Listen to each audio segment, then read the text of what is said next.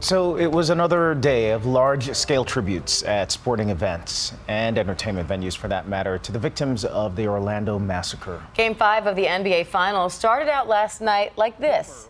The American flag unfurled on the court, and former NBA star Grant Hill, who spent most of his career in Orlando, called for a moment of silence before the playing of the national anthem. On behalf of the entire NBA family, we send our thoughts and prayers to the families impacted by the horrific tragedy in Orlando yesterday. So please observe a moment of silence for those who've lost their lives.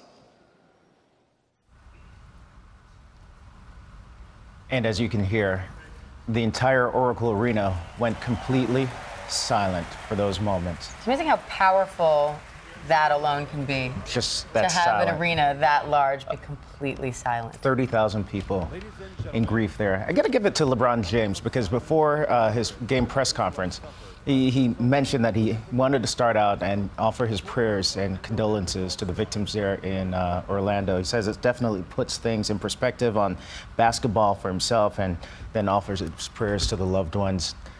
Didn't hear anything from Steph Curry, but his wife did mention as well that she's offering her prayers. And you're going to see this, I think, continuing throughout the week.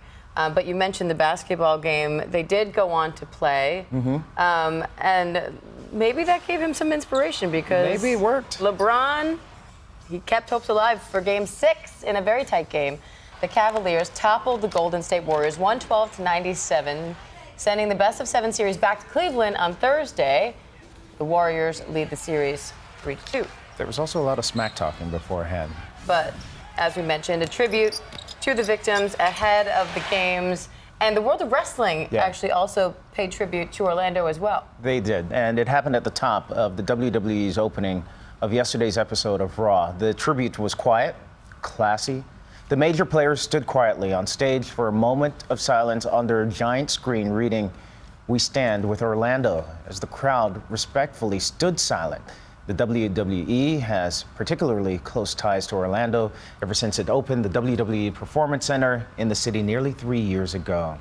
And then there was this moment, which was really touching as well. In Europe, Adele opened up about her emotional ties to the gay community. And the 10-time Grammy Award winner literally herself was overcome by emotion as she dedicated her concert Sunday night to those victims in Orlando. And keep in mind, this was just hours after the attack. And I would like to start tonight by dedicating this entire show to everybody in Orlando at Pulse nightclub last night.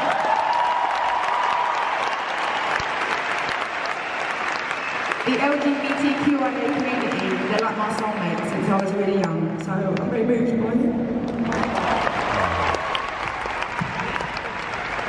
And then she cheered people up a little bit by saying, let's go into Rolling in the Deep.